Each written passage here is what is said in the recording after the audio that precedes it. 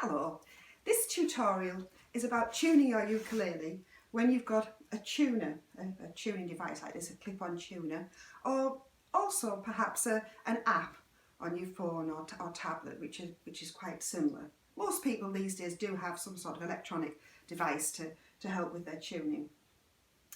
Tuning is really important because if your ukulele is in tune, it doesn't matter how well you play your chords and your strumming patterns, it's never going to sound right if your strings on the ukulele aren't in tune.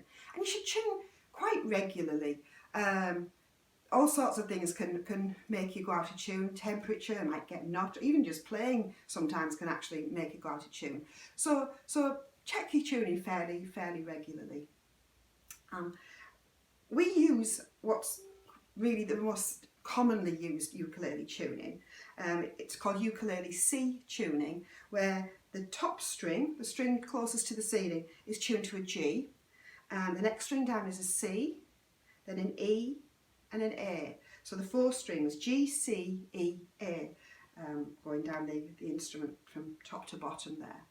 The G string is actually tuned to a higher note than the next two strings down. This is quite unusual. Most stringed instruments have a low tuning here and then working down to a higher tuning at the bottom.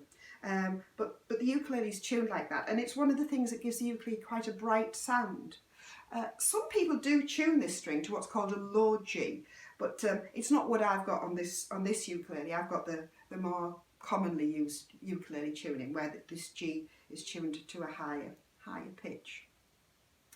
So, need to make sure you understand your own tuner, and I can't explain about how every different tuner will look, but I'll give you some tips, some guides about what you might see on your own tuner.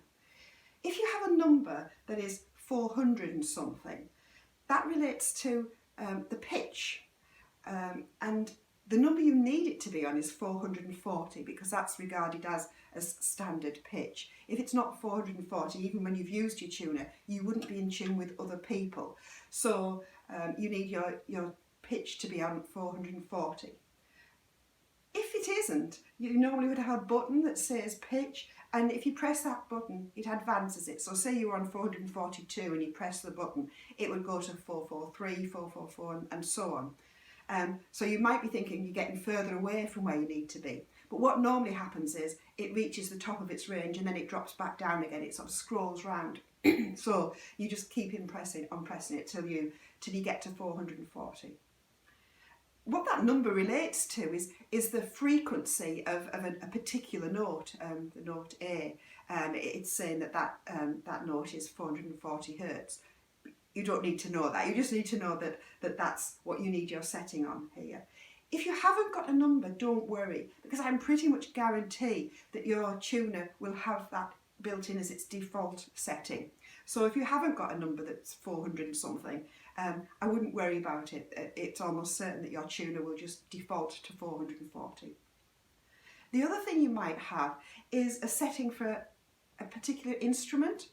So if you see a letter like a V for violin, or B for bass, or G for guitar, or U for ukulele, that is setting it for different instruments. And often you will scroll through those by pressing something like a mode setting, or sometimes on some ukuleles it's just the same button that's your on-off button that you press to scroll through there. I think I said ukuleles, I mean tuners. Yeah. Now then, if you have that, you might think, I'll put it on U for ukulele. But to be honest, you would be much better not putting it on U for ukulele. Instead, selecting something called chromatic, which would be letter C. Chromatic means it recognises every note.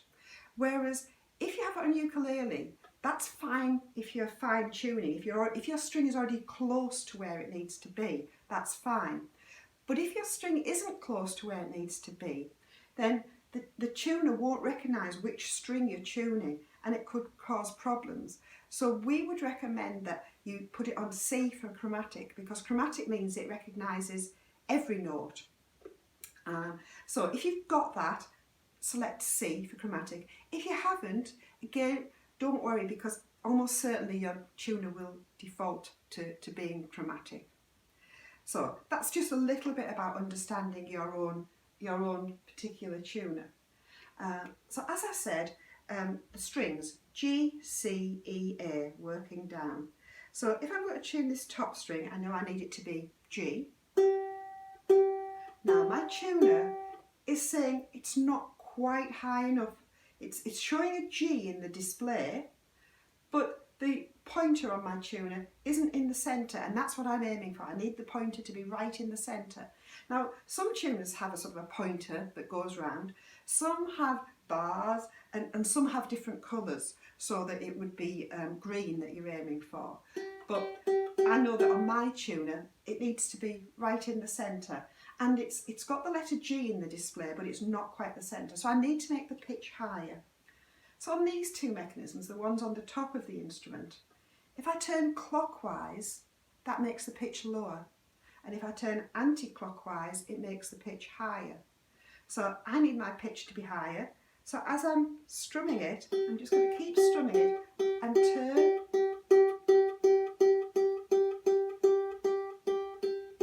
And I've turned it anti-clockwise to make it higher, and I just turned it really gently until the display was right in the middle and showing green.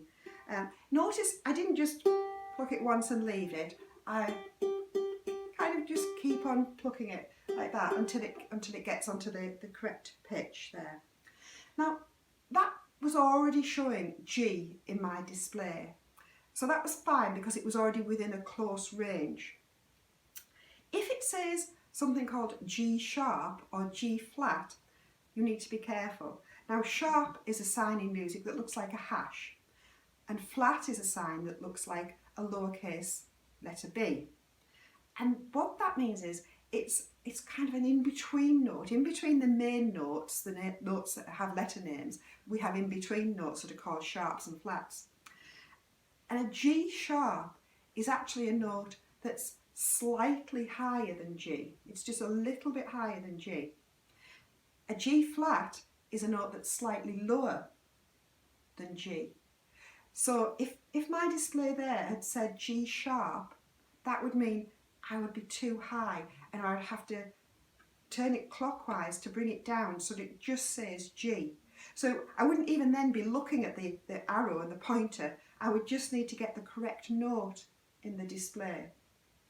Okay, so that's G. Next note is a C. Now that's showing as being very slightly too high, only a little bit. So I'm just going to turn it clockwise. That only needed a really tiny adjustment. It was already very close to. So that's G. Now C is being tuned. E is my next string down. Now that's showing as being a little bit too high as well. Now then, up here, if you remember, I said clockwise makes it lower, anti-clockwise makes it higher. When we're on the bottom of the instrument, we need to reverse that thinking because we're looking at the tuning mechanism from the other side. So we're not looking this way on, we're looking from the top of the instrument. So when I'm down here, the opposite applies. If I go clockwise, that makes that string higher now, this E string, and anti-clockwise would make it lower. So I've just said that's a little bit too high. I'm going to turn it anti-clockwise. I've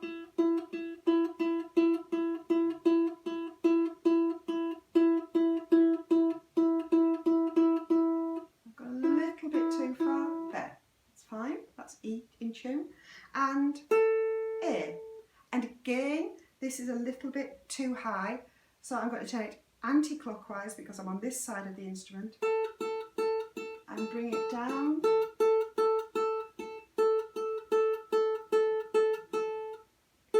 Again, I've gone a little bit too far.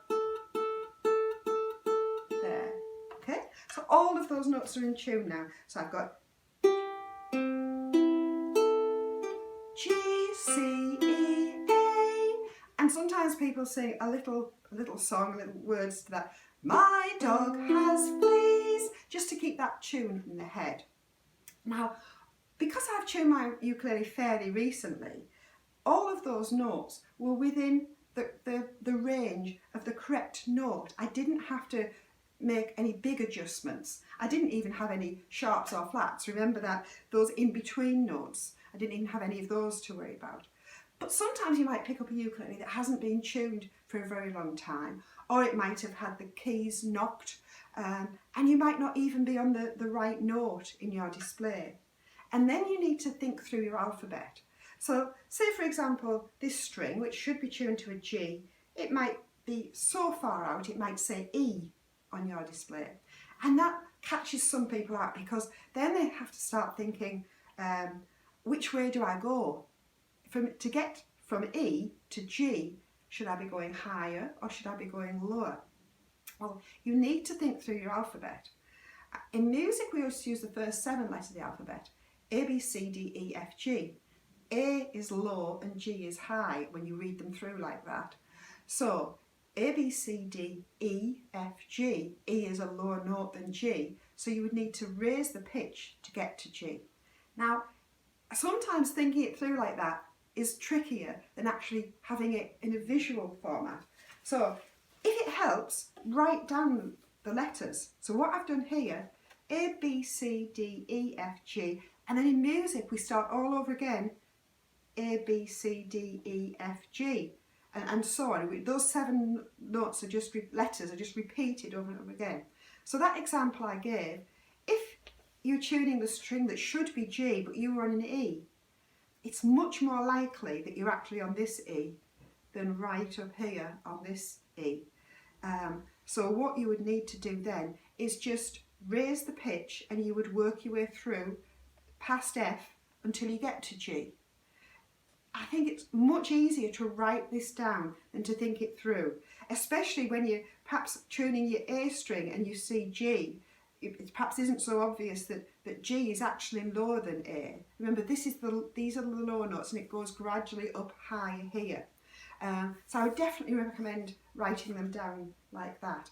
And remember, you've got those in-between notes as well.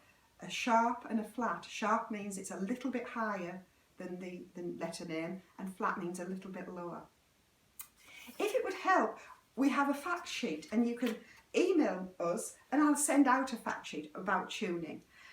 So just email me at ukulelesmiletime@gmail.com and I can send you a fact sheet about tuning, or any of our other songs or tutorials that you would like. So hope you found that useful, and I hope you managed to keep your ukulele in tune for all those great songs you're going to play.